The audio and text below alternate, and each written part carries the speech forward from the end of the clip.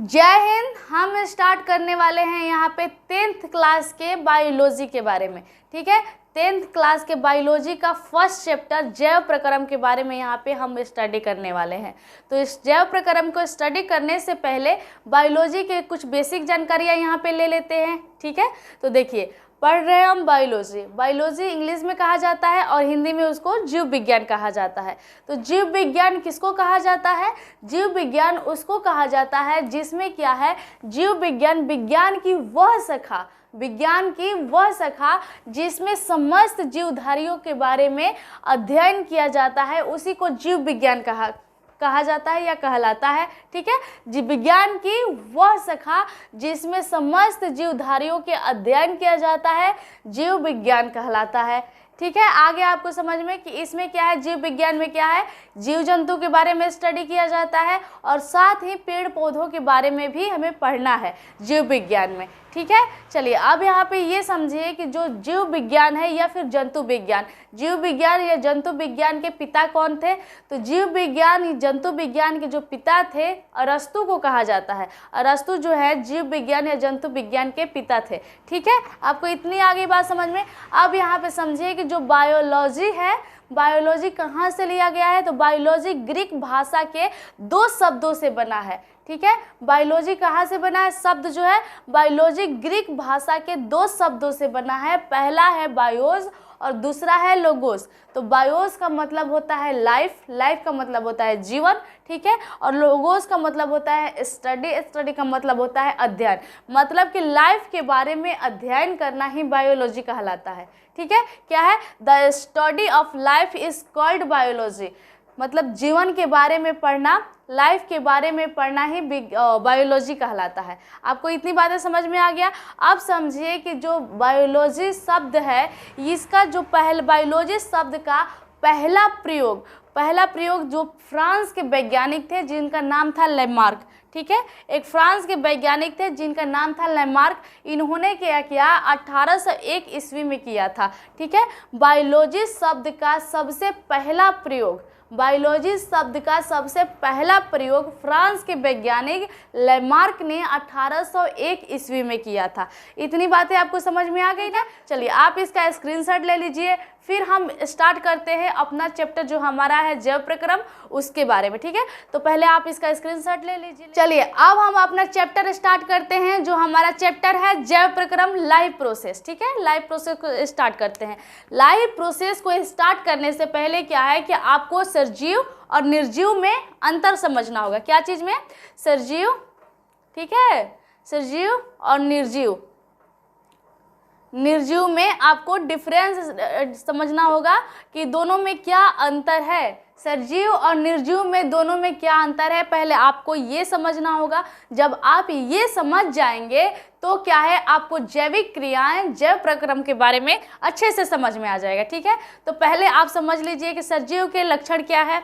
सजीव हम किसे कहेंगे? तो सजीव जो होते हैं क्या है, अपने जैसा संतान पैदा कर सकते हैं। ठीक है, और उसके बाद से सांस लेते हैं, वृद्धि करते हैं। ठीक है, उसके बहुत सारे लक्षण हैं, जैसे पोषण तत्वों को ग्रहण करके उनका उपयोग करते हैं। तो सजीव के कुछ लक्षण हैं यहाँ पर, और निर्जीव के कुछ ऐसे ही इसके विपरीत कर लीजिए। ठीक है, निर्जीव के लक्षण क्या है? निर्जीव का लक्षण है कि मान लीजिए कि निर्जीव वृद्धि नहीं कर सकता है। ठीक है, वो सांस नहीं ले सकता है, वो पोषण तत्वों को ग्रहण करके उसका उपयोग नहीं कर सकता है, ना वो ग्रहण कर सकता है ना उपयोग करेगा। ठीक है, और उसके बाद से क्या है, उसमें श्वसन भी नहीं होगा, मतलब वो सांस भी नहीं लेगा, निर्जीव जो होता है। ठीक है, तो देखिए पेड़ पौधे क्या है? सजीव हैं। जीव जंतु क्या है? सजीव हैं। ठीक है, क्यों है सजीव? क्योंकि पेड़ पौधे भी क्या है, वृद्धि करते हैं, पेड़ पौधे भी श्वास लेते हैं, पेड़ पौधे भी क्या है, भोजन ग्रहण करते हैं। ठीक है, पेड़ पौधे सब कुछ करते हैं, सजीव वाले लक्षण, इसलिए पेड़ पौधे भी क्या है, सजीव हैं। और जीव जंतु भी क्या है? जीव जंतु भी क्या है कि वृद्धि करते हैं, गति करते हैं, ठीक है। उसके बाद से श्वास लेते हैं, भोजन ग्रहण करते हैं, पोषण तत्वों को ग्रहण करके उसका उपयोग करते हैं। तो ये सारी चीज़ें जो है, ये सारे लक्षण जो है एक सजीव का है।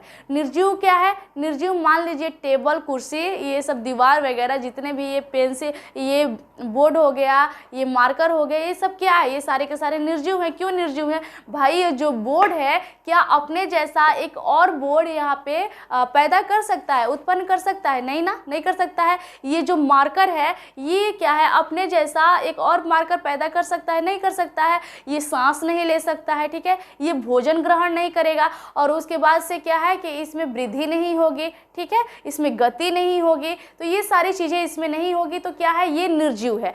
तो इतनी तो बातें आपको समझ में आ गया होगा सजीव और निर्जीव में डिफरेंस क्या है, ठीक है।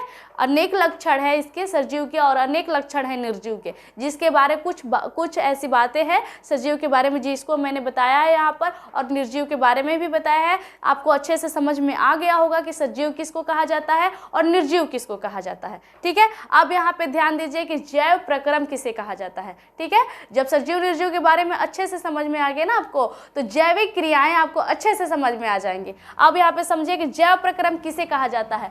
तो जैव प्रक्रम जो है ना, वे सभी क्रियाएं जिनके द्वारा जीवों में अनुरक्षण होता है। तो अनुरक्षण मतलब एक नया वर्ड है यहाँ पे आप लोगों के लिए, है ना। तो इसको समझिए मेंटेनेंस, मेंटेनेंस होता है, उसी को जैव प्रक्रम कहा जाता है। तो आपको तो बता दिए हैं कि मेंटेनेंस कौन बना के रखेगा भाई अपनी बॉडी का, ठीक है। वे सभी क्रियाएं, ध्यान दीजिए, वे सभी क्रियाएं जिनके द्वारा जीवों में अनुरक्षण होता है, मेंटेनेंस होता है, उसी को जैव प्रक्रम कहा जाता है। जैसे क्या है?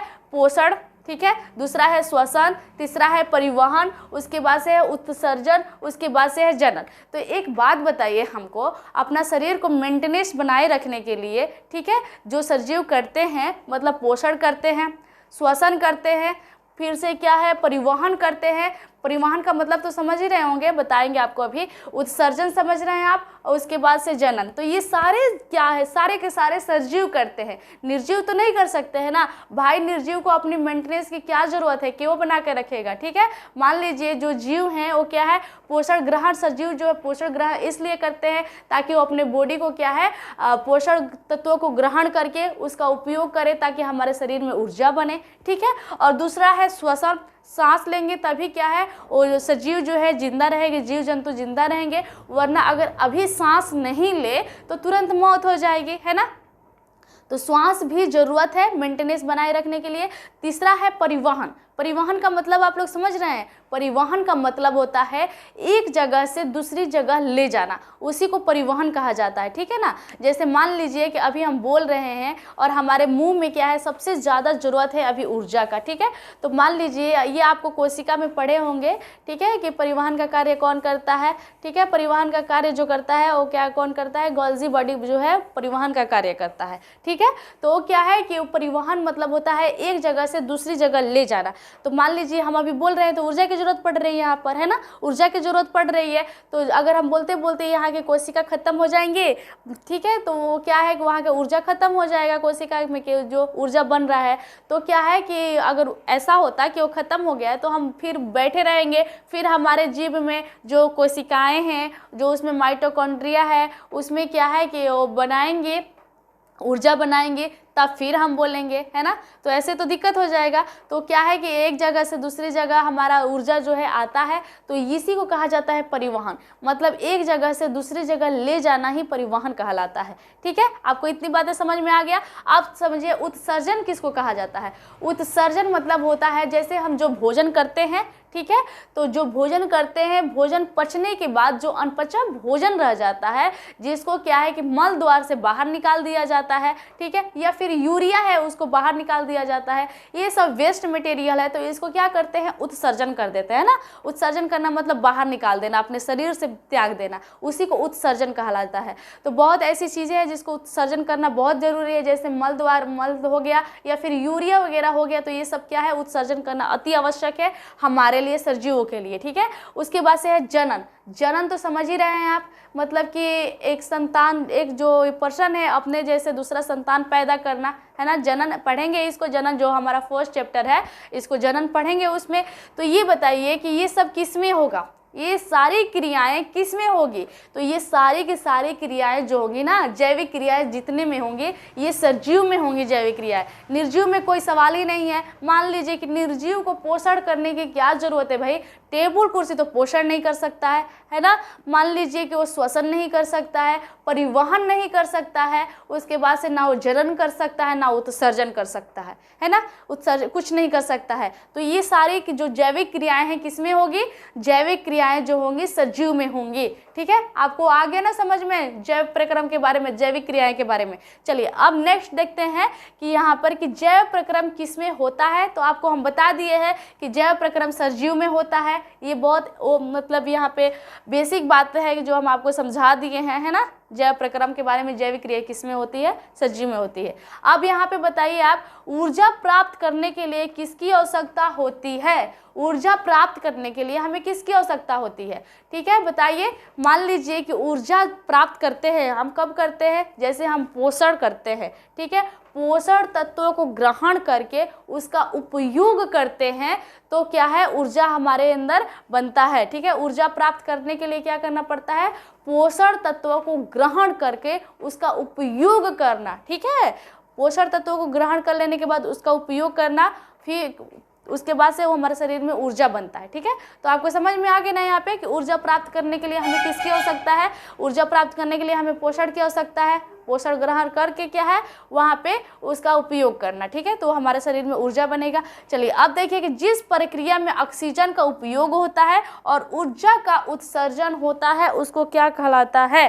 श्वसन कहलाता है। क्या कहलाता है भाई? श्वसन कहलाता है। जिस प्रक्रिया में क्या है? ऑक्सीजन का हम उपयोग करते हैं, श्वास को लेते हैं और क्या है? ऊर्जा का उत्सर्जन करते हैं, वो क्या है? यहाँ पे श्वसन कहलाता है। आपको समझ में आया ना यहाँ पे श्वसन के बारे में। अब यहाँ पे देखिए कि मुख्य रूप से पोषण तत्व, मुख्य रूप से पोषण तत्व का मतलब ये है कि देखिए पोषण तत्व पेड़ पौधों को बहुत ज़रूरी है, जीव जंतुओं को भी बहुत ज़रूरी है, सजीव के लिए बहुत ज़रूरी है पोषण तत्व। क्योंकि आप ऐसा देखे होंगे कई ऐसा पेड़ पौधे होते हैं ना कि वो मुरझा जाते हैं ना, मुरझा जाते हैं। क्यों मुरझा जाते हैं? क्योंकि उनमें पोषण तत्वों की कमी हो जाती है। ठीक है ना, इसीलिए वो मुरझा जाते हैं। ठीक है, और कई ऐसे पेड़ पौधे होते हैं जैसे कि बहुत हरा भरा रहते हैं, बहुत बड़े हो जाते हैं। ठीक है, उनको देखने में ही बहुत संतुष्टि मिलती है देखकर, है ना, कि वो बहुत हरा भरा पेड़ पौधा है। क्यों है भाई? क्योंकि उनमें पोषण तत्वों की कमी नहीं है।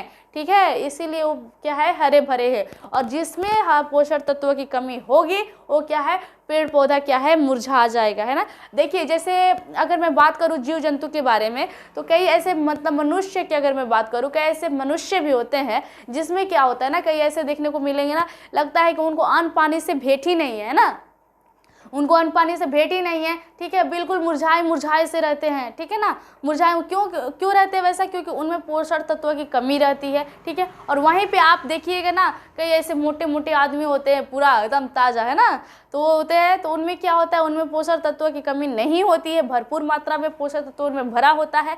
इसीलिए क्या है कि उनमें क्या है? शरीर उनका सही रहता है। और जिनका मतलब अजीब ही शरीर रहता है, बिल्कुल एकदम लगता है कि उसको अन्न पानी से भेंट नहीं है ना, तो वो क्या है कि उसमें पोषण तत्व की कमी होती है। चाहे जीव जंतु हो और चाहे पेड़ पौधा हो, सबको पोषण तत्व की अति आवश्यकता है। ठीक है, आपको समझ में आया यहाँ पे? तो मुख्य रूप से पोषण तत्व क्या है? मुख्य रूप से पोषण तत्व है नाइट्रोजन, फास्फोरस और पोटास। ठीक है, मुख्य रूप से पोषण तत्व के नाम क्या है बताओ आप? मुख्य रूप से पोषण तत्व के नाम है, यहाँ पे ध्यान दीजिए, नाइट्रोजन है, फास्फोरस है और पोटास है। ठीक है, हम किसी को ना अपने गांव में ऐसा होता है ना कि हम किसी को बोल देते हैं कि अरे तुम पोटास हो। ठीक है, उसका निकनेम दे देते हैं पोटास। क्यों दे देते हैं? क्योंकि कोई ना ऐसा पर्सन होता है बहुत लंबा लंबा हो जाता है, और लंबा लंबा हो जाता है ना तो उसको हम पोटास बोलने लगते हैं। क्यों बोलने लगते हैं? क्योंकि हम मतलब ये लगता है ना कि उसमें पोषण तत्व की कमी नहीं है ना, उसमें पूरा भरपूर मात्रा में भरा है। ठीक है, तो हम उसको पोटास बोलने लगते हैं। ठीक है, तो पोटास कहाँ से बोलते हैं? पोटास बोलते हैं मुख्य रूप से पोषण तत्व। मुख्य रूप से पोषण तत्व का नाम क्या है भाई? नाइट्रोजन है, फास्फोरस है और पोटास है। ठीक है, आपको इतनी बातें समझ में आया ना मुख्य रूप से पोषण तत्व के बारे में। अब आप यहाँ पे समझिए कि गुण रूप से पोषण तत्व, गुण रूप से पोषण तत्व, गुण रूप से पोषण तत्व का नाम है कैल्शियम, मैग्नीशियम, गंधक, है ना। कि इसमें कैल्शियम के शरीर में अगर कमी हो जाएगी तो क्या होगा? है हड्डियों की प्रॉब्लम हो जाएगी ना। तो ये गुण रूप से पोषक तत्व की क्या नाम है, गुण रूप से पोषक तत्व के नाम है कैल्शियम, मैग्नीशियम और गंधक। ठीक है, आपको समझ में आया यहाँ पे। चलिए, मेरे को इतना तो लग रहा है कि आपको जैविक क्रिया के बारे में अच्छे से समझ में आ गया होगा और आपको इतना भी पता समझ में आ गया होगा कि जो हम ऊर्जा प्राप्त करते हैं ना, ये किसकी आवश्यकता होती है, ऊर्जा प्राप्त करने के लिए किसकी आवश्यकता होती है, ये भी आपको समझ में आ गया होगा कि हम पोषक तत्वों को ग्रहण करेंगे और ग्रहण करने के बाद उसका उपयोग में लाएंगे तो क्या है, ऊर्जा वहाँ पे हमारे शरीर में प्राप्त होगा। ठीक है, जिस प्रक्रिया में ऑक्सीजन का उपयोग होता है और ऊर्जा का उत्सर्जन होता है वही श्वसन कहलाता है। मुख्य रूप से पोषक तत्व देख ही लिए और गुण रूप से पोषक तत्व देख ही लिए आप, है ना। चलिए, आप इसका स्क्रीनशॉट लीजिए, उसके बाद से हम और इसके आगे देखते हैं। पहले आप इसका स्क्रीनशॉट ले लीजिए। चलिए, अब हम देखते हैं कि पोषण किसको कहा जाता है। ठीक है, पोषण किसको कहा जाता है, अब देखिए यहाँ पे। तो पोषण मतलब वह विधि, पोषण अभी बताया ना आपको, पोषण वह विधि जिसमें क्या है, जीव पोषण तत्वों को ग्रहण करता है वही पोषण कहलाता है। ठीक है, क्या है, जीव पोषण तत्वों को ग्रहण करता है वही पोषण कहलाता है। तो मतलब वहाँ पे सिर्फ ग्रहण करना ही नहीं, ग्रहण करके उसको उपयोग में लाना पोषण कहलाता है। ठीक है, तो पोषण का डिफिनेशन क्या है, पोषण का डिफिनेशन यहाँ पे ये है कि वह विधि जिसमें जीव पोषक तत्वों को ग्रहण करता है वो पोषण कहलाता है, ग्रहण करके उसको उपयोग में लाता है वही पोषण कहलाता है। ठीक है, आपको समझ में आ गया नहीं यहाँ पे पोषण के बारे में। आप समझिए कि पोषण कितने प्रकार के होते हैं। तो देखिए, पोषण दो प्रकार के होते हैं। कौन कौन से होते हैं दो प्रकार के पोषण, एक होता है स्वपोषण और एक होता है परपोषण। ठीक है, स्वपोषण होता है ऑटोट्रॉफिक न्यूट्रिशन, ठीक है, और परपोषण होता है हेटेरोट्रॉफिक न्यूट्रिशन। ठीक है, आप इसे ध्यान रखिएगा, स्वपोषण और परपोषण। ठीक है, अब यहाँ पे समझते हैं कि स्वपोषण किसको कहा जाता है और परपोषण किसको कहा जाता है। तो देखिए, स्वपोषण उसको कहा जाता है जैसे इस प्रकार के पोषण में क्या है, इस प्रकार के पोषण में जीव किसी अन्य जीव पर निर्भर ना रहकर अपना भोजन स्वयं बनाते हैं वही स्वपोषी कहलाते हैं। ठीक है, तो देखिए, जो स्वपोषण जैसे जो जीव स्वपोषण करते हैं उनको स्वपोषी कहा जाता है। ठीक है, जो जीव स्वपोषण करते हैं उनको स्वपोषी कहा जाता है। जैसे क्या है, हरे पेड़ पौधे। ठीक है, जैसे मैं यहाँ पे नहीं लिखे, यहाँ पे लिख लीजिएगा आप लोग, जैसे हरे पेड़ पौधे है ना, हरे पेड़ पौधे, हरे पेड़ पौधे जो है, हरे पेड़ पौधे जो है वो क्या किसी से भोजन मांगने जाते हैं, नहीं मांगने जाते ना, वो किसी से अपना भोजन नहीं मांगने जाते हैं, वो अपना भोजन, हरे पेड़ पौधे क्या है, अपना भोजन स्वयं बनाते हैं। अब अपना भोजन स्वयं कैसे बनाते हैं तो इसके बारे में आगे आपको बताया जाएगा कि हरे पेड़ पौधे अपना भोजन स्वयं कैसे बनाते हैं, इसके बारे में आगे समझेंगे। लेकिन हरे पेड़ पौधे अपना भोजन स्वयं ही बनाते हैं। अब आप ही सोचिए ना कि कभी आपके घर आया है क्या हरे पेड़ पौधा कि मुझे खाना दे दो, मुझे भूख लगी है, ऐसा करके कभी आया है, नहीं आया ना। तो हरे पेड़ पौधे अपना भोजन स्वयं बनाते हैं, इसीलिए क्या है, जो वो स्वयं बनाते हैं इसीलिए वो स्वपोषी कहलाते हैं। स्वपोषण करने वाला जीव स्वपोषी कहलाता है, जैसे हरे पेड़ पौधे। आपको समझ में आ गया ना यहाँ पे स्वपोषण के बारे में। अब दूसरा है जो नेक्स्ट है, ये है परपोषण। तो परपोषण जो है ये कौन करता है परपोषण, तो परपोषण इस प्रकार के पोषण में क्या होता है कि जीव अपना भोजन स्वयं संश्लेषित नहीं करता है, ये क्या है, किसी ना किसी अन्य जीव पर निर्भर रहते हैं। ठीक है, तो देखिए, इस परपोषण कौन करता है, परपोषण कौन करता है, परपोषण इस प्रकार के पोषण में क्या है, जीव जंतु जो है ना ये अपना भोजन स्वयं संश्लेषित नहीं करते हैं, ये किसी ना किसी पर डिपेंड रहते हैं, निर्भर रहते हैं। ठीक है ना, परपोषण में। तो उसी को जो परपोषण करता है उसको परपोषी कहा जाता है। स्वपोषण करने वाले जीव को क्या कहा जाता है, स्वपोषण करने वाले जीव को स्वपोषी कहा जाता है और परपोषण करने वाले जीव को परपोषी कहा जाता है। आपको इतनी बातों समझ में आ गया होगा ना कि स्वपोषण करने वाले जीव को क्या कहा जाता है और परपोषण करने वाले जीव को क्या कहा जाता है। अब यहाँ पे समझिए कि परपोषण करने वाले जीव परपोषी कहलाते हैं। ठीक है, परपोषी कौन हो गया, परपोषी जैसे हो गए हम लोग, मानव हो गए, है ना, जीव जंतु हो गए, ये परपोषी हो गए। ये टोटली डिपेंड रहते हैं किस पे, मान लीजिए कि अगर हमें साग खाना हो, सपोज दैट हमें अगर साग खाना है तो साग खाने के लिए हम किसके पास जाएंगे भाई, है पेड़ के पास जाएंगे ना, जो छोटे छोटे पौधे होते हैं ना, साग वाला, बथुआ वथुआ, तो उसके पास जाएंगे, तो उसके पास जाके वहाँ से लेकर आएंगे, तब बनाएंगे तो खाएंगे, है ना। तो हम तो दूसरे पर डिपेंड है। जैसे चावल खा रहे हैं, तो मान लीजिए खेतों में क्या है, मतलब धान गेहूँ लगा हुआ है, तो वहाँ से जाकर हम लेकर आते हैं तो पोषण करते हैं, है ना। तो क्या है, टोटली जीव जंतु जो है ना, वो टोटली दूसरे पर डिपेंड है, ठीक है। वो अपना भोजन स्वयं संश्लेषित नहीं करता है, ठीक है ना। तो उसी को क्या है कि वहाँ पे परपोषी कहा जाता है, ठीक है। ये क्या है, दूसरे पर डिपेंड रहता है, उसी को परपोषी कहा जाता है। अगर खुद से संश्लेषित कर ले वही स्वपोषी कहलाता है। तो आपको तो समझ में आ गया होगा स्वपोषी और परपोषी में अंतर। तो देखिए, जैसे में परपोषी में क्या हो जाएगा, परपोषण में मानव हो जाएगा और जीव जंतु, ठीक है। ये दूसरे पर डिपेंड रहते हैं, और हरे पेड़ पौधे दूसरे पर डिपेंड नहीं रहते, ये खुद से अपना भोजन बना लेते हैं। तो इतना तो आपको समझ में आ गया होगा। तो आज हम क्या समझे हैं, आज समझे हैं जैविक क्रिया के बारे में, ठीक है, पोषण के बारे में समझे हैं, और पोषण के कुछ प्रकार समझे हैं, और ये श्वसन समझे हैं कि श्वसन किसको कहा जाता है, ठीक है, जिसमें क्या है कि ऑक्सीजन का उपयोग किया जाता है और ऊर्जा का उत्सर्जन होता है, श्वसन कहलाता है, ठीक है। आपको इतना पोषण के बारे में भी बता दिया है। पोषण तत्वों को ग्रहण करना और ग्रहण करके उसको उपयोग में लाना क्या है, पोषण कहलाता है। तो इतनी सारी चीज़ें यहाँ पे आप समझ गए हैं, ठीक है। तो देखिए, स्वपोषी का ना यहाँ पे कोई वो नहीं होगा, कोई पार्ट वो नहीं करेंगे ना कि स्वपोषी कितने प्रकार का होता है, ठीक है। इसका कोई टाइप नहीं होता है स्वपोषी का, बुक में कोई टाइप नहीं है, इसका कोई टाइप होगा भी नहीं, पढ़ेंगे भी नहीं इसको। पर पोषण का टाइप होता है, ठीक है, पर पोषण का टाइप होता है। पर पोषण 3 प्रकार का होता है। तो इसको ना अगले वीडियो में हम देखेंगे कि पर पोषण का टाइप देखेंगे अगले वीडियो में, ठीक है। तब तक इसका स्क्रीनशॉट ले लीजिए, फिर नेक्स्ट वीडियो में हम देखेंगे पर पोषण के टाइप के बारे में, पर पोषण कितने प्रकार का होता है और उसका कार्य क्या है, ठीक है। चलिए आप इसका स्क्रीनशॉट ले लीजिए।